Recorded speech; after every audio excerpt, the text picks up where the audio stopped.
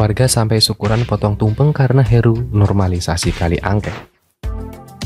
Seperti yang Anda ketahui, normalisasi sungai kembali normal. Artinya, normalisasi sungai dilanjutkan lagi oleh Heru Budi Hartono usai ditidurkan selama 5 tahun oleh Anies yang membanggakan sumber resapan dan naturalisasi sungai.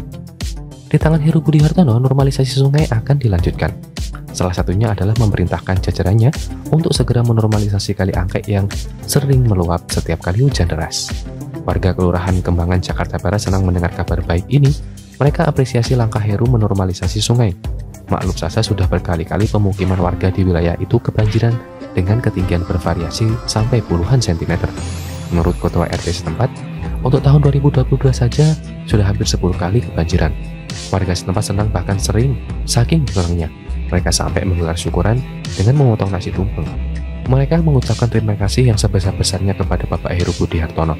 Mungkin kalian masih ingat dengan Anies yang sempat dituntut 7 orang warga terkait pengerukan Kali Mampang. Pengadilan Tata Usaha Negara Jakarta mengabulkan gugatan warga tersebut, sekaligus menghukum Anies untuk mengeruk Kali Mampang hingga tuntas sampai wilayah Pondok Jaya. Sungguh beda pemimpin yang hanya banyak omong dengan pemimpin yang kerja tak banyak omong.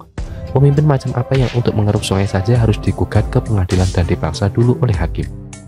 Memang, kerja yang benar selalu akan diapresiasi oleh warga. Acara syukuran itu menandakan warga sangat senang sekaligus sudah mengalami kesulitan akibat penanganan banjir yang setengah hati. Pemimpin seperti Heru inilah yang sebenarnya ditunggu masyarakat. Kerja dan tidak banyak bicara, bicara hanya seperlunya dan lebih banyak kerja. Tak perlu banyak notrotrika, tapi bisa terlihat dari hasil kerja. Beda dengan Anies yang selama 5 tahun ini mungkin 80%-nya bicara, 20%-nya kerja. Itu pun kerjanya entah apa dan hasilnya banyak yang receh kelas teri. Heru Budi Hartono harus lebih banyak usaha untuk membereskan kerja mangkrak yang ditinggalkan Anies. Anies kebanyakan wacana dan bicara. Kalau disebut satu persatu tidak akan ada habisnya dalam satu hari. Ibarat atap bocor besar, tapi Anies hanya fokus pada bocor-bocor kecil. Bocor besar seolah dibiarkan karena mungkin Anies tak tahu bagaimana cara mengatasinya. Sekaligus membuktikan Anies cuma bisa ngomong doang, tak bisa kerjakan masalah rumit. Seperti halnya rumah DP 0 rupiah yang sukses membohongi banyak warga. Naturalisasi sungai ala Anies juga berhasil bikin warga tertipu. Kado hadiahnya yang awalnya besar ternyata isinya macam-macam, yaitu sumur resapan, naturalisasi sungai, toa peringatan banjir, alat pengukur curah hujan, buku panduan banjir, gerbek lumpur, dan banyak lagi. Dari luar tampilan kadonya sangat mewah dan elegan. Pokoknya meriah, mata berbinar-binar, mulut terbuka lebar. Saking terpukaunya melihat kado tersebut, begitu kadonya dibuka, hati pun menyesek dan sakit. Isi di dalam tidak seindah yang terlihat dari luar. Inilah akibat salah pemimpin yang dulu tidak bisa kerja tapi dipilih. Akhirnya warga lebih sering kenyang, makan janji manis. Makan janji manis, makan angin surga, makan ucapan indah. Mungkin itu yang memang diharapkan oleh mereka. Tidak apa-apa makan janji surga asalkan pemimpinnya seiman. Untuk apa Jakarta rapi kalau pemimpinnya tidak seiman? Akhir kata, selamat buat warga yang berada di pinggir sungai atau kali yang akhirnya dinormalisasi. Mungkin sebagian ada yang belum dinormalisasi, bahkan banyak yang mungkin bersebar selama bertahun-tahun menunggu Anies lengser. Akhirnya saat ini mereka merdeka dan berjalan ke arah terang setelah sekian tahun berada di kegelapan. Dan semoga Pak Heru bisa benar-benar membuktikan bahwa Anies tidak bisa kerja dan hanya modal mulut. Rakyat perlu dibuktikan dengan sebuah fakta dan kesederhana bahwa ada pemimpin yang cuma pintar di mulut, didukung kelompok tak jelas, mau menguasai negeri ini. Kalau negara ini dipimpin oleh kelompok seperti itu, 5 tahun negara ini akan kembali mundur ke belakang. Cukup sudah, warga DKI yang menjadi korban. Jangan salah rakyat Indonesia untuk jadi korban berikutnya. Skala kekacauannya akan lebih tinggi.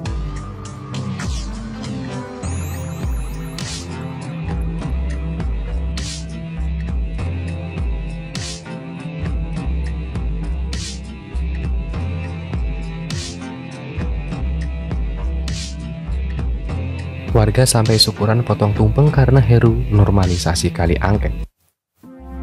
Seperti yang Anda ketahui, normalisasi sungai kembali normal.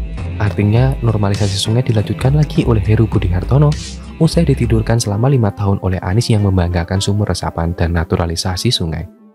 Di tangan Heru Budi Hartono, normalisasi sungai akan dilanjutkan. Salah satunya adalah memerintahkan jajarannya untuk segera menormalisasi kali angke yang sering meluap setiap kali hujan deras. Warga Kelurahan Kembangan, Jakarta Barat senang mendengar kabar baik ini. Mereka apresiasi langkah Heru menormalisasi sungai. Maklum saja sudah berkali-kali pemukiman warga di wilayah itu kebanjiran dengan ketinggian bervariasi sampai puluhan sentimeter. Menurut Ketua RT setempat, untuk tahun 2022 saja sudah hampir 10 kali kebanjiran. Warga setempat senang, bahkan sering saking senangnya mereka sampai menggelar syukuran dengan memotong nasi tumpeng. Mereka mengucapkan terima kasih yang sebesar-besarnya kepada Bapak Heru Budi Hartono. Mungkin kalian masih ingat dengan Anies yang sempat dituntut 7 orang warga terkait pengerukan Kali Mampang. Pengadilan Tata Usaha Negara Jakarta mengabulkan gugatan warga tersebut, sekaligus menghukum Anies untuk mengeruk Kali Mampang hingga tuntas sampai wilayah Pondok Jaya.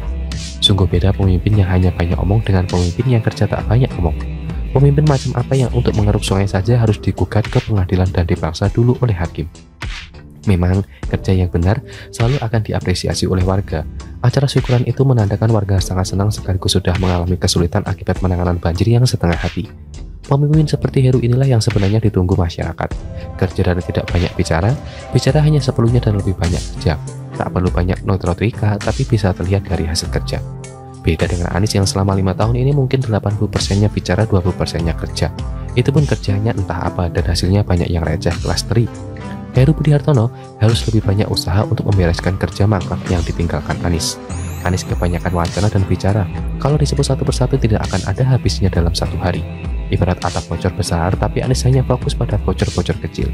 Bocor besar seolah dibiarkan karena mungkin Anies tak tahu bagaimana cara mengatasinya. Sekaligus membuktikan Anies cuma bisa ngomong doang, tak bisa bercakap masalah rumit. Seperti halnya rumah DP 0 rupiah yang sukses membohongi banyak warga. Naturalisasi sungai ala Anies juga berhasil bikin warga tertipu. Kado hadiahnya yang awalnya besar ternyata isinya macam-macam, yaitu sumur resapan, naturalisasi sungai, toa peringatan banjir, alat pengukur curah hujan, buku panduan banjir, gerebek lumpur, dan banyak lagi. Dari luar tampilan kadonya sangat mewah dan elegan. Pokoknya meriah, mata berbinar-binar, mulut terbuka lebar. Saking terpukaunya melihat kado tersebut, begitu kadonya dibuka, hati pun menyesek dan sakit. Isi di dalam tidak seindah yang terlihat dari luar.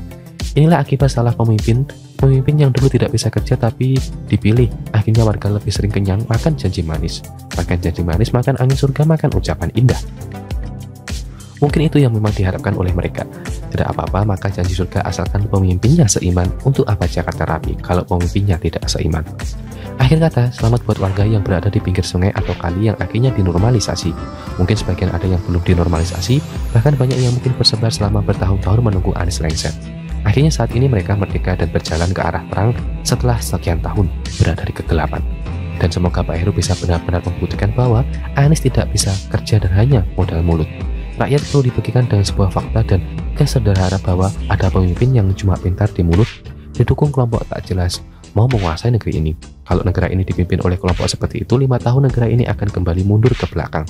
Cukup sudah, warga DKI yang menjadi korban. Jangan salah rakyat Indonesia untuk jadi korban berikutnya. Skala kekhawatirannya akan lebih tinggi.